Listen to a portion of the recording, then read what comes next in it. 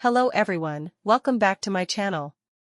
If you're new here, it is important to know that I'm here to help you prepare for your IELTS speaking exam with tips, strategies, and sample answers.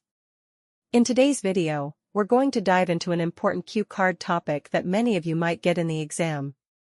I'll be sharing a well-structured response that you can use as a guide to prepare your own answer. So, if you're aiming to score high in the speaking section, make sure to watch till the end and don't forget to take notes. Please subscribe our channel for latest cue cards. Describe something you do that can help you to concentrate on work/study. What is it? When do you do it? How does it help you to concentrate? And explain how do you feel about it. I frequently listen to relaxing instrumental music while studying as a way to improve my focus. When I was in high school and had trouble focusing during extended study sessions, I came upon this method. A friend suggested playing soothing background music at the moment, and I was pleasantly surprised by how effective it was. I now make it a habit to do it every time I sit down to perform focused work or study for tests. I normally play nature sounds or gentle piano music because they don't have loud beats or lyrics and don't distract me. Rather, they foster a tranquil atmosphere and support my composure, particularly under duress.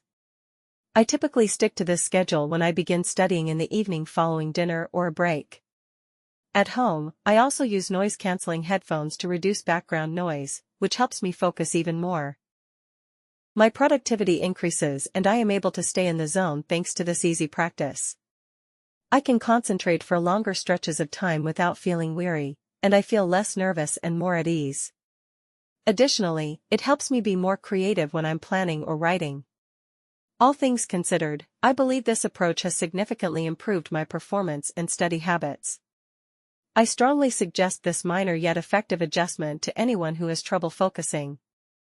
For watching.